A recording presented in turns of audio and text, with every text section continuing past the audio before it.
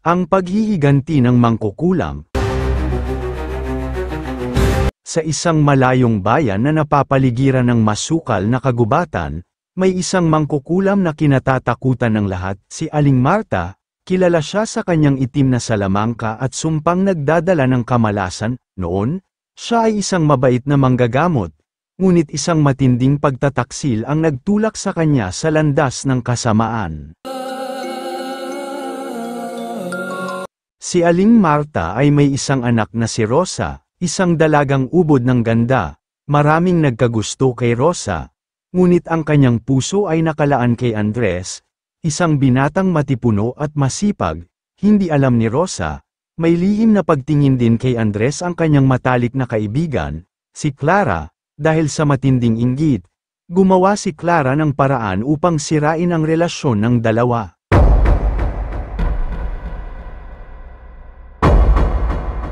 Isang gabi, nilaso ni Clara ang isip ni Andres sa pamamagitan ng isang mahika mula sa isang matandang albularyo. Dahil dito, bigla na lamang nagbago ang ugali ng binata at pinakasalan niya si Clara sa halip na si Rosa. Sa matinding dalamhati, hindi kinaya ni Rosa ang sakit at nagpakamatay siya sa ilog malapit sa kanilang bahay.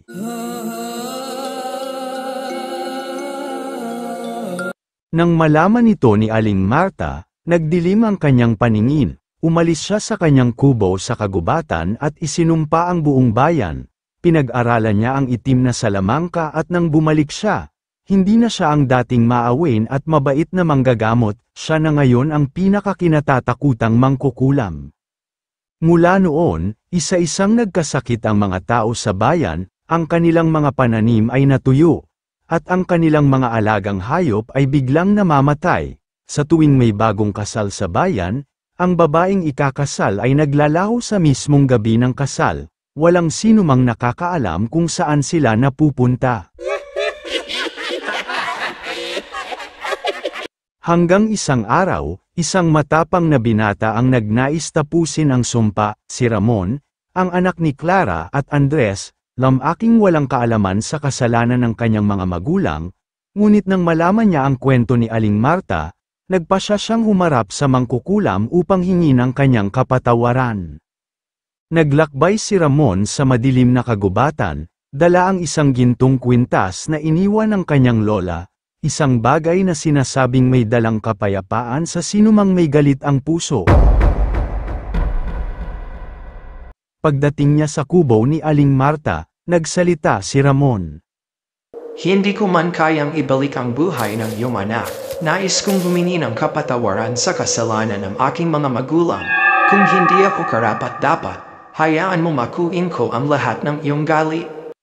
Nang makita ni Aling Marta ang kwintas, bumalik sa kanya ang alaala ng kanyang anak.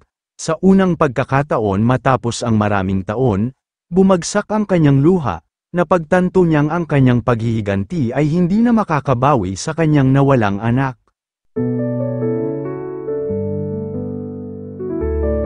Sa huli, pinatawad niya ang bayan at tinanggal ang sumpa, ngunit bilang kapalit, siya ay naglaho kasama ng hangin, tila isang aninong bumalik sa kadiliman. Mula noon, ang bayan ay muling namuhay sa kapayapaan, ngunit ang kwento ni Aling Marta ay nanatili bilang isang babala. Ang paghihiganti ay walang maidudulot kundi mas matinding pighati. Maraming salamat sa muling pakikinig ng maikling kwento. Kung gusto mo pang makinig ng iba't ibang kwento, bisitahin ang playlist ng mga kwentong kababalaghan sa aking YouTube channel.